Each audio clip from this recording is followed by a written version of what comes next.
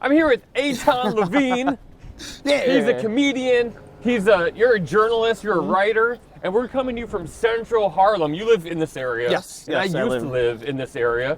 This is kind of like my old stomping grounds. Has it changed a lot since you've been here? It has. I moved out of here in 2019. My wife and I kind of got priced out of this townhouse we were living in.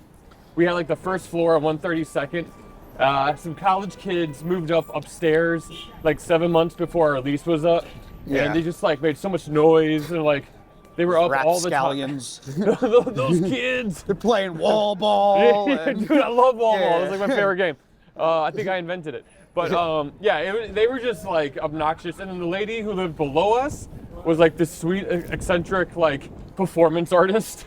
And her name's Flash. Oh, that's amazing. Yeah, she was cool. But yeah, so this is gonna be kind of fun. She was always playing wall ball, also. Yeah, totally. She was. We might even see her. I don't know. She's always around. I feel like. What's interesting about this area, by the way, is that they're about to open up a Trader Joe's across the street from the Whole Foods. Really? Yeah. There's a TJ's in Harlem? Yeah. That's incredible. Yeah. I remember when that Whole Foods was being built and everyone was like so excited. Yeah. But then my wife and I never went there. We went to Seatown, which is this grocery store that has like this big Jesus fish outside of it, like the symbol of the fish. And then they have like the 10 Commandments as you walk in. And it's like, in the Seatown? Is that because Seatown put it there, or did it like gentrify into a church? I think Seatown put it in there. I don't think it was ever meant to be a church, but they always have Christian music playing like. Like the C for Christ? I think so. Whoa! Yeah, really? yeah, I think so. I mean, at least in that Seatown it is. Whoa! Yeah, who knows? That is the interesting thing about New York also is that there's a lot of like big chain things that move into very specific architectural, like old churches and stuff like that. Sure. Like there's like CVS's that are in old banks. Yeah, and it's like fascinating. It is. Yeah, it's incredible. I love it. It's kind of funny to go into like a CVS and be like, "Where's the toothpaste?" And they're like, "It's under the giant golden dragon." right. Next to the altar. But now banks just look like this, like the new banks just look like pieces of shit. I loved, looking at. You want to go by Neil's? Mm-hmm. All right. I love looking at like architecture. From like the 1820s and like built old buildings in New York, and a lot of these townhouses are pre-war, so they're gonna have like that cool architecture and like. Can I tell you a funny story, by the way? Please. I used to be a real estate agent, and I used to always say it was a pre-war building. And then one time someone asked me which war, and I said Iraqi freedom, and I got in a little bit of trouble. That's hilarious. Because I didn't know. I was like, I used to have a similar joke where I'd be like, "What war?" And I'd always be like, "The war on drugs."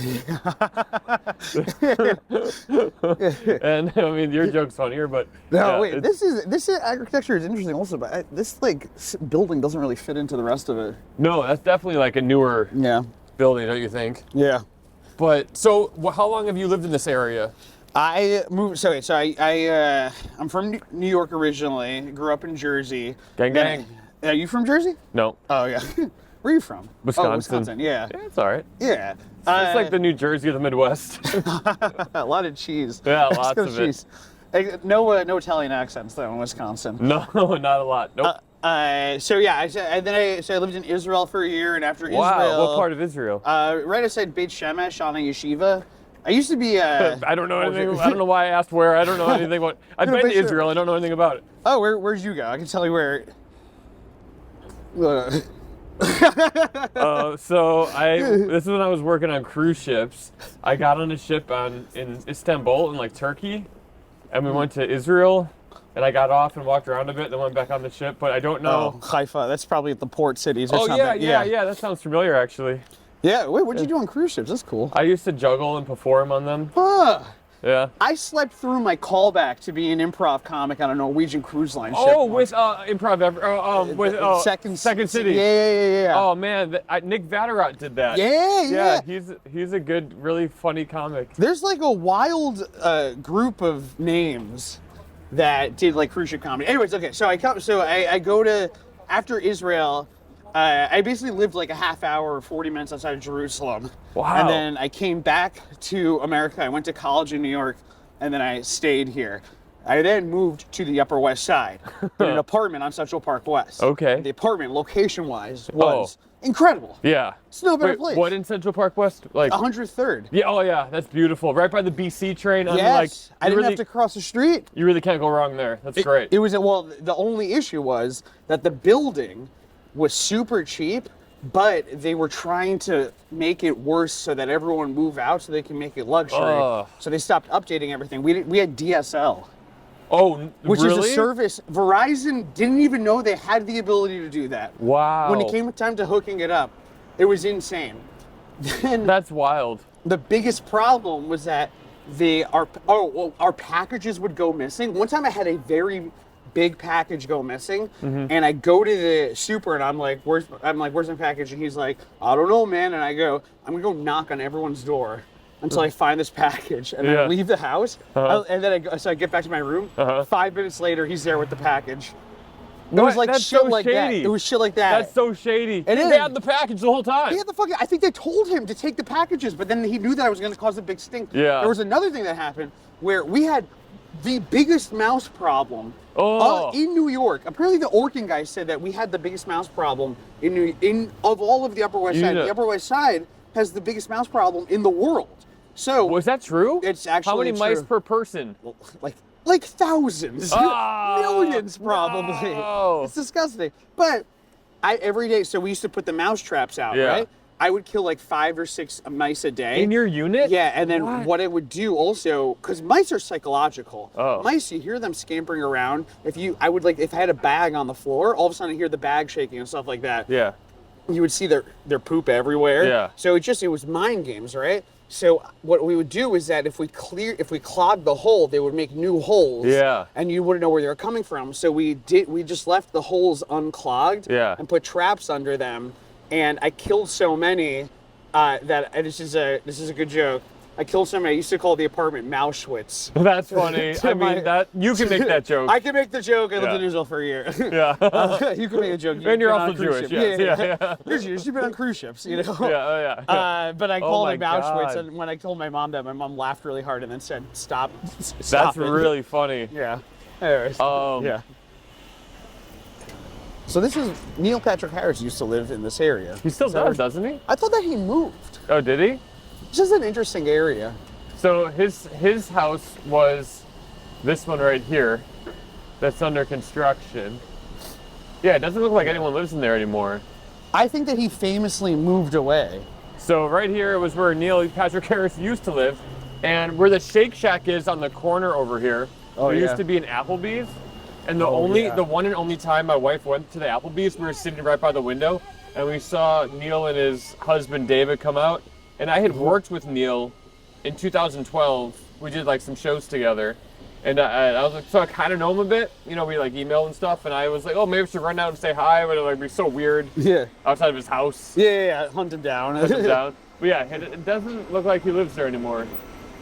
I bet the inside of that is insane. Also, there's an Arizona bottle right up there. Yeah. Did he also made the insides like all new and stuff? Yeah, I remember watching. You want to walk on 125th? Yeah. I'll see if we get harassed. I want to get catcalled. Oh yeah. This was during the pandemic. I was running outdoor shows, and I used to run a show in Marcus Garvey. Oh really? Park over here, yeah. And it's not the best place to run a show. Wasn't that like one of the world's most dangerous parks in like the 80s or something? Oh yeah. Actually, funny story about that is that the apartments by Marcus Garvey are very expensive. Yeah. Supposedly when rich people started to move into Marcus Garvey, the top of Marcus Garvey is like a hookup spot for homeless people. Right. So they used to call the police and they'd be like, did you guys know that the homeless people are using the top of Marcus Garvey to hook up with each other? And the police would be like, yeah, of course we know. We're the police. Yeah, that's why we set up the cameras there. That's why we're live streaming it. That's why we're making all this money off it. But the police they were like, "Can you do something?" And the police were like, "No, we do. Where? What do you want us to do to them? Where do you want them to? They're already homeless. Yeah. Like, let them hook up wherever they want to hook up. It's just too many things at once, you know. It is. Yeah. So I want to talk to you. Speaking of apartments, Yes. you run a comedy festival that's not in a theater, not No. in a comedy club. That's not even in a park. It's on a cruise ship. It's not on a cruise ship. You have Apartment Fest. Yes. So Apartment Fest, a couple of 2019, I get rejected from a comedy festival in Boston that I never applied to. Wait, what do you mean? I got an email from them that said, unfortunately, you didn't get in, and I know that I didn't apply to the festival. And that just sucks. yeah, so then I was like, this is like, it's all stupid. I was like, I left the experience being like, this is all stupid. I've done a bunch of festivals. Festivals are super fun. Yeah. But like, so then I just like, as a joke, was like, well, I could put like 10 chairs in my apartment and I'll make a joking festival. Yeah. You know, I'll make like a joke show and I'll call it Apartment Fest. Okay. So I pay $5 for like a logo on Fiverr. I put it up. I jokingly put up a comedian submission form, and then 137 comics apply, which it just speaks to how desperate all of us are. Yeah, well, also, as you know, as a comic, it would be so fun to do. It's fun to try and perform in different places, and I think like an apartment would be fun because, like, when you think about it, you have low ceilings. Yes. You probably are close together. Yes. Good lighting. Yes. It's pretty much perfect. Yes, it is It is all of those things. Also, you can control the lighting. Also, you're not dealing with the venue. Right. If you've ever run a show in any like venue space, any bar or whatever, every time you show up, there's like in the back of your head, like, am I gonna get there? And there's no microphones. Yeah. There's electricity. Like, it's out of your control. This is completely in your control. So 2019, all of a sudden 137 comics apply. Then I was like, well, let's see. It'd be funny to try to get sponsors. So I just cold email a bunch of places. I ended up getting like 7 sponsors. What did they do? Give you money?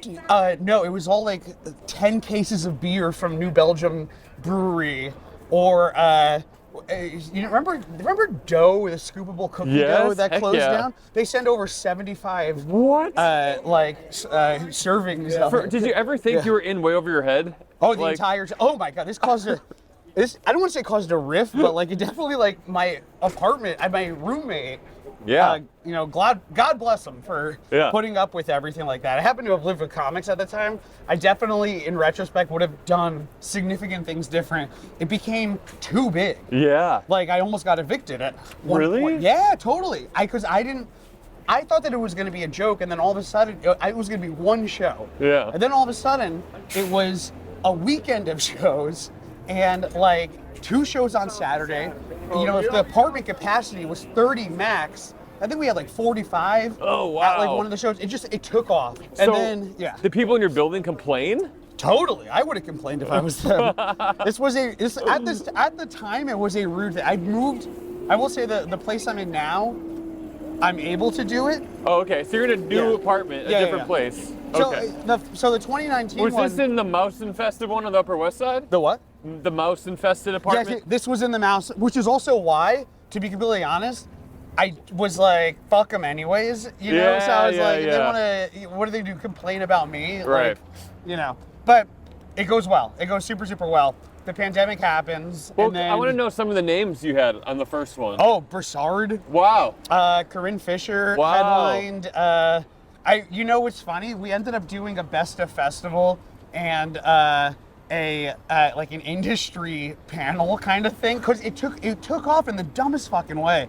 We had 50 comics perform over a weekend. 2 people got managers out of it. What? Yeah, I remember. I'm not gonna blow up their spot, but you know. Yeah, that's amazing. People who were gonna be massive anyways, but like people who I'm thinking about now are like, you know, legitimately huge performers. They owe you. They do owe me. You're that Gus? No. Oh, was Gus one of them? Yeah, Gus is one of them. I love Gus. Gus was obviously gonna blow up representation or not. Yeah, but, sure. Anyway, so it goes super well. Pandemic happens. Also, I couldn't do it again in the apartment because I was like, I'm just playing with fire at that point. Like, sure. Somehow. You don't want to be a dickhead. Yeah, it wasn't conducive. But then I moved out of that apartment. I moved out of Auschwitz to Harlem, and to where we are today. To where we are today on 123rd, and by the way, I'll tell you a celebrity that lives near me. Yeah. I live relatively near Julia Fox. Oh, really? Yeah, she lives up here also. I heard that. Yeah. When we're walking close to where me and my wife's last building was, and we live next to a lady from this series, this TV show. God, I'm gonna have to call my wife and ask her what it was. It was like before Friends. Whoa. It was like a show like Friends that happened before Friends, not 90210. I want to say, like, is there a show called 30 something? Something. If there hasn't been yet. Hold on, let me call her and ask. I need to know. All right, if she doesn't pick up, I'll just. But it was kind of cool because we'd see her around. My wife was like, "Oh, is that so and so?" I didn't know who it was. Hold on. Is it Living Single? No. Hey, sweetie. Hi, I'm doing the podcast right now. Who was that lady we lived next to in Harlem? From that TV show? Mel Harris. And what was the show? 30 something? 30 something. All right. I love you. I'll call you later. Bye. All right. Yeah. Mel Harris from the show 30 something. I've never heard that show. Yeah, I didn't either, but I looked it up. It ran for a while. And it was like a popular show, like in the early 90s. This is where Hillary Clinton used to work. No, Bill. No, both of them. Both of them live there? Work there? In 30 Rock, in Veep, they make fun of this specific building. That's so funny. Because when she ends up like leaving the presidency or whatever, she goes to work here. Oh. Which I always thought was funny. I've been in that building before. Epstein had an office here. No. No, that's not funny. Jimmy Kimmel did. Oh, speaking of famous people that lived around here, so this was the first building my wife and I lived at in Harlem here. I'll turn the camera around. And right there. And we lived so it's not, you can see it's not a huge building. Yeah. Wait, which one? The white one? The white one on the corner right there. Okay. The newer looking one. Yeah. It was $21.30. We paid almost $4,000 in rent a month, but it was like $3,700 or something. Crazy. That's more than I pay now. And this area is also pretty busy. The what is? This area is like a pretty busy area. It's a hustling and bustling area. We had the Apollo Theater. Was right like the back of it. Yeah. So one day my wife and I are just chilling at home, and I see on Twitter that there's like this show going on, this benefit. Here, let's go. Hold. This benefit or something is going on. Amy Poehler and Tina Fey are there, and Johnny Depp. And this was like before Johnny Depp got into a bunch of trouble. But my wife loved Johnny Depp. So we walked over there. And she got to be within 10 feet of Johnny Depp for a couple seconds. She got to be breath close to Johnny Depp. Yeah. So in this building, Tony Award winner Billy Porter lived in here while he was in Kinky Boots. While he won the Tony, he lived at 2130 Adam Clayton Powell Jr. Boulevard. He doesn't live there anymore. That is pretty. That's a good drop. That's a good one. I think I saw it with him.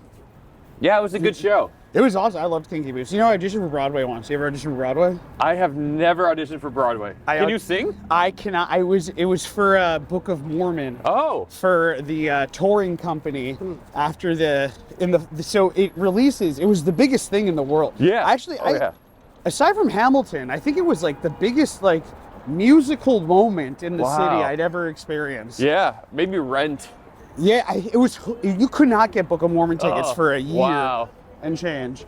But so it was for the touring thing, and I just was like a heavy improviser. Yeah. So I went to audition, and the first round I sing the song, the Man Up song, that Man Up. Yeah. You know, it's a Nickelback song. Yeah, totally. It's just it's not like a musical song. Right. So I get a call back, and then the second round I had to sing. I can't sing. I cannot sing. What made you audition for a musical when you can't sing? Oh, because my agent at the time calls me up, and he does that classic Book of Mormon wants to see you. I got good news. They saw you. They loved you. But they for sure just saw my face on a thing. That's so. They love you. Hey kid, you're gonna be big. Are you ready to be on Broadway? I just want to make sure. Hey, clear your schedule, except Mondays. I would cancel everything going forward. This is a lot. I've canceled all your dates. What? Why? For an audition? I called your parents. Oh my God. You're missing, if they ask. The second round, I had to sing the song about baptizing people. Oh. And that's like a song you need to, that's like a song that you sing. You need to be like, right? So, and the second one, the first round you were singing alone. The second one you were singing with somebody. Oh, wow. So the only way I can describe what that experience was like was that other lady is like, she's like a Broadway act. She was like, what? And I'm like, so you're like growling, like these songs. And it's like your own new style of singing. You know what it was like? It was in Family Guy when there's an episode when Peter does improv comedy. Oh, really? And he gets called on stage as part of an improv show, and he does a really good impression of someone, something with pilgrim, like something like old West, cowboy guy, right? Yeah. He goes like, oh, you're not one of me, pilgrim, or whatever. Yeah. And then he just keeps on doing that same line over and over and seeing if it works. That was what I was doing with Creed's impression over and over. Oh, man. Yeah. Oh, that's tough. That's tough. I know. It is what it is. I'll get him next time. You will. I'll get him Book of Mormon next. Can you sing? God, no. I wish I could. I've taken voice lessons since high school. I'm almost 40. I cannot sing a lick. It's terrible, but I would get good parts in musicals. Really? At my high school because my dad was the principal.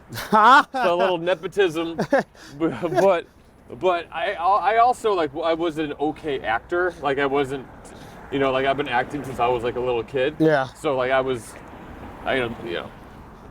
fine. But I wish I could sing so badly that I would be in a boy band in a heartbeat. You got the hair for it. Thanks, bro. I like how your dad was getting you roles that you weren't appropriate for. That's funny nepotism. Well, I think the drama teacher really liked my dad, and she really liked me because I was in the drama program a year before my dad was the principal. So I was still getting like parts, but just the non-singing parts.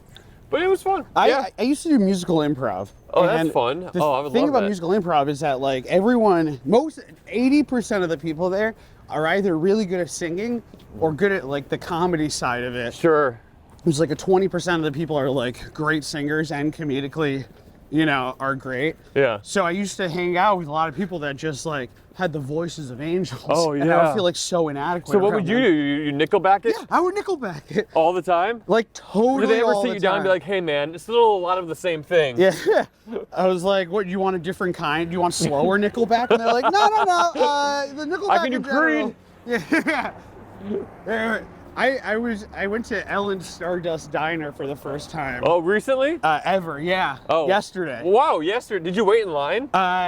Quick line. It was like a 40-minute wait. Oh, that seems too long to wait for that place. A friend of mine had a gift card to it. Is why I went. Well, you got a free meal. Yeah. That's good. I think that place, it would be better if they had if it was all Creed music and Nickelback and That's stuff. really funny. I think you should open a 90s alt or a 2000 alt rock diner experience. I would love that. Who wouldn't want to go to that? I can think of a few people, but so idiots. I'm walking you to my last building in Harlem. Ooh. So you saw the first, now the last. And this is just crazy to be back here because I haven't been here in a long time. Yeah. So it's just right up here. This is, where are we at, 132? 132nd, yeah. I love this church. Yeah. It was I never went in it or anything, but it was just so beautiful. So the architecture and stuff is they don't make things like that anymore. No, terrifying. Did you grow up with religion at all? Yeah, I grew up, I went to Catholic school for 10 years. I had to go to church twice a week, but I'm not really. Twice? Yeah, we went on Friday and Sunday.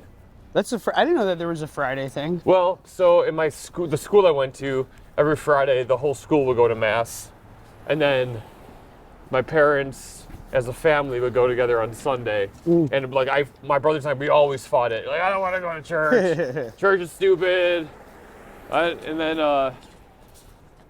And yeah, you know, when you're a kid, you don't like be forced to go to something. And I wonder if I would have like liked it or appreciated it more if I got to choose to go. But I can choose to go now, and I choose not to. I've always wondered this. So I went to an all-boys Jewish middle school, high school, you know, college, Israel program, and I always wondered if I would have stuck to it more had I not had it shoved down my throat at every conceivable moment. Yeah. Because now I find I like a bunch of it. Like I do, you know, like I can't really escape it because it is so part of the DNA. This is it right here. Ooh, what is this? This is where my wife and I lived in Harlem. Oh. It's kind of cute, huh? It'd be funny if Billy Porter also had a space over here. That would be cool. So we had like this floor here, then Flash lived here, then the college kids had like those 2 floors. This is a pretty building. But it was nice. They had like a little terrace for outside. They had... Because his block is nice. It's quiet. Yeah, Mel Harris lives like 2 down. She might still, so I won't give out the address. But in case there's some 30-something fans. But there's a religious it's called Food Town now, but Sea Market. I mean, that's what it is, Sea Market, not Sea Town. Yeah, I wonder if Food Market, as we all know, is heathens. Absolute heathens. They don't have any Christ in there. No. Yeah. Food Town's atheist. So speaking of being Jewish, you also have a very popular video segment called Jewish on the Street.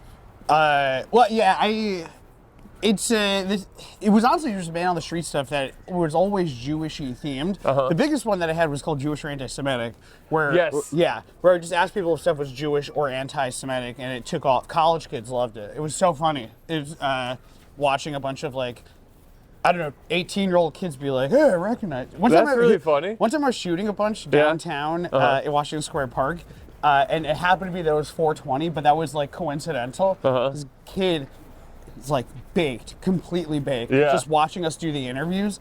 And then I finished one of the interviews and he just goes, "Are you the Jewish man?"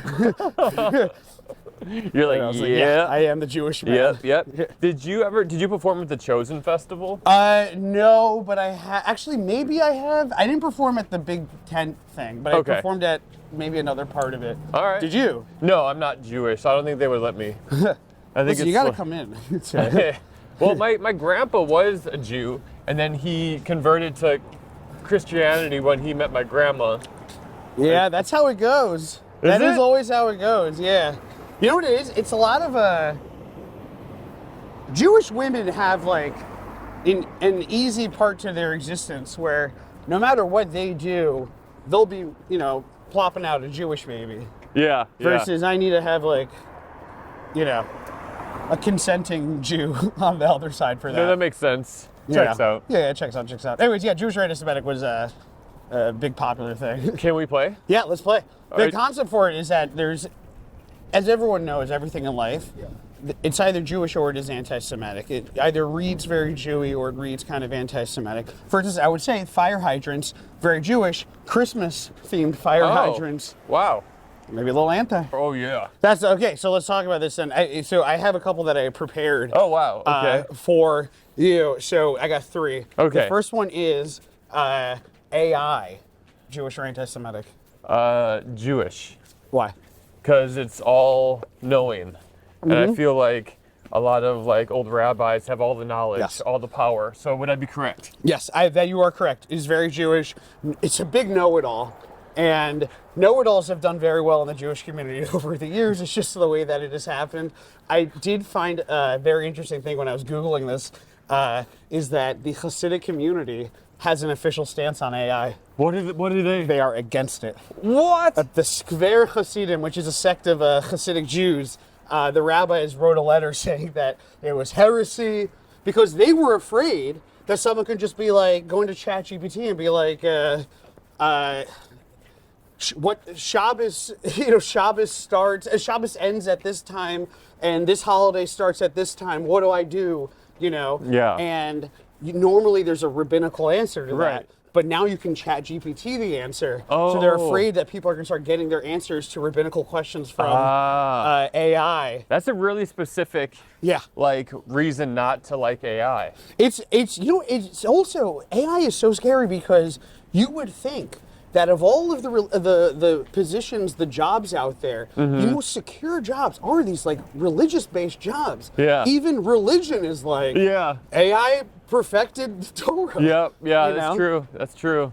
Anyways, wow. Okay, so I'm 1 for 1. You're 1 for 1. That was very, very good. All right. The second one. Okay, I got to remember this. Oh, the second one. Impressive that you're doing this off of memory, by the way. Yes. Well, I wanted to make sure they had 3 getting here. The second one was Michigan. See, I watched the college football playoffs. Okay. And I had money. I won a lot of money on Michigan. Oh, congrats. Thank you. You put $3 in, all of a sudden it becomes 14. What are we talking about here? Rolling deep.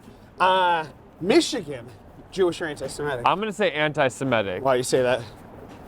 Don't they have a large, Muslim population? Yeah. Does that make it anti-Semitic then? No. Oh, okay. If anything, that makes it Jewish. Shit, really? Yeah, well, no, the reason to me it is anti-Semitic is only because it is fucking freezing there. There's so many Jews in Michigan from Ann Arbor and Detroit and stuff like that. That's a suffering group of people. I'm going to make a basic statement on Muslim-Jewish connection here, by the way. Yeah, please. I think that if we all stopped fighting and started targeting the one thing that we have in common is that our moms hate blonde women. That is a thing we can all get behind. That's a thing that all Jewish moms and Muslim moms, Asian moms, they all hate the same blonde hair, blue-eyed Southern Christians that come for their sons. I did not know that. Listen, this is a fact that true? about them.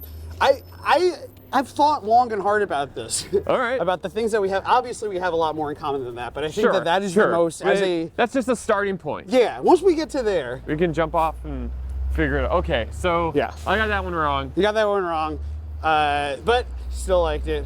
The last one is because we were walking around Harlem. It was Harlem, Jewish or anti-Semitic? Well, I'm gonna say anti-Semitic because I don't think there's a big Jewish population in Harlem. It's mostly like Baptists or Jehovah's Witnesses. Yeah. Or Catholics. Let me say, Harlem is, if you want to find out how many Jews are in Harlem, move there and then wait till your mom Googles it. Is that what happened? Massive Jewish community in Harlem. What? There's a huge Jewish community. All of New York, in fact. I got this all wrong. Yeah. No, I will say, first of all, Harlem, very, very Jewish. Really? Very, very Jewish. The only thing that is not Jewish about Harlem is the food is better. The food is way too good. Jews, we've done a lot for society. We have not really, contributed to the intestinal. But are there more? Is that the main religion in Harlem? No, not even close. Okay. But we're not the main religion anywhere really, except for Israel, and Lakewood, New Jersey. Right, and maybe the Upper West Side. And the Upper West Side, and parts of the Lower East Side. So moving here to Harlem, did you know that? No, but there's a huge caveat here where, the reason why I can never move anywhere except for New York is that I walk so much. Yeah. If I don't walk, 4 miles, 5 miles a day, then I feel icky almost. You'll love this podcast then. Oh, yeah, this is the best kind of podcast because I'm able to walk and get my, I'm able to get my mouth running and my legs running. There you go. But, so in my mind, it was anything really south of 125th, what is the real difference because it's right next to Upper West. Right. Then I got here, I found there's a synagogue that's around the corner from me. Wow. There's it's a freaking Jewish charter school that's 3 blocks away from me. Huh. I had no idea. I lived here for so long.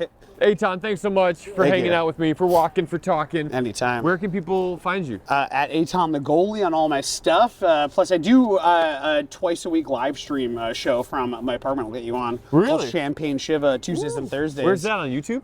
It's on YouTube, and then it's also on podcasts. Hey! So we put up a podcast. What do you talk about? It's news. The idea is that it's champagne Shiva. So you go sit Shiva when someone dies. So the idea is celebrating all of the terrible, terrible news. It's joking about terrible news with I'm in it. I'm down. Yeah. Let's do it. Yeah. All right, Eitan, talkie walkie. Thanks for watching. Don't forget to subscribe and or watch another one. Watch another video. Could be fun. I don't know. Could be cool. You're already this far.